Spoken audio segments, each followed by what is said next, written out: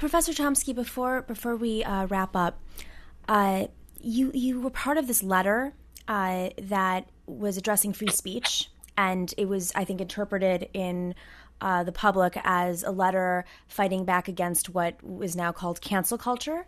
And I'm curious because I know you've had to answer this question a lot, but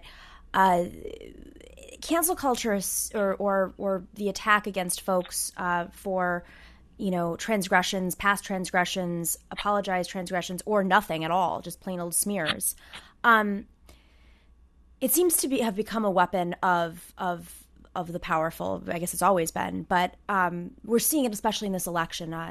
Alex Moore's campaign in Massachusetts right now against Representative Neal, and we see it with Shahid Buttar against Nancy Pelosi. There are many, many other races where they're using cancel culture, quote, to break apart, campaigns, the momentum that they're gaining.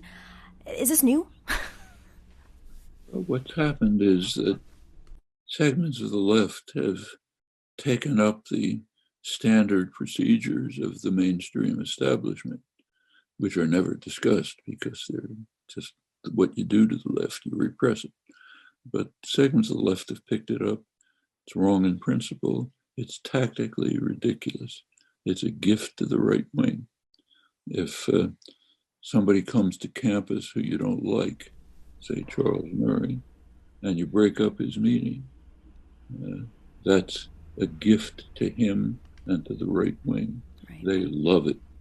They can then portray themselves as the good guys who are standing up for freedom of speech against these radical thugs who want to destroy everything. So if you want to commit suicide, it's a perfect tactic. What you should do if somebody comes to campus who you don't like is organize a meeting in which you discuss, you bring people together, expose who it is, what the background is, what we should do about it. That drives them off campus in embarrassment because it's kind of like reputational risk. Right. That's the way you do it, and it's an educational achievement.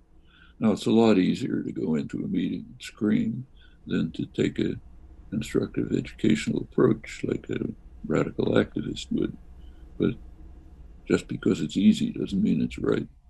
It's kind of like saying, I'm against the establishment, so I'll break a window on Main Street. That's which happens, Yeah. To the weather underground. We're seeing some of it now. Gift to the right wing. That's basically what the letter was about. Actually, it was kind of amazing that there was any reaction at all to the letter, because if you read it, it's so mild. Yeah. There's almost nothing. Should have just been a slight tap on the wrist. Nobody should have noticed it. The reaction shows that there really is a problem.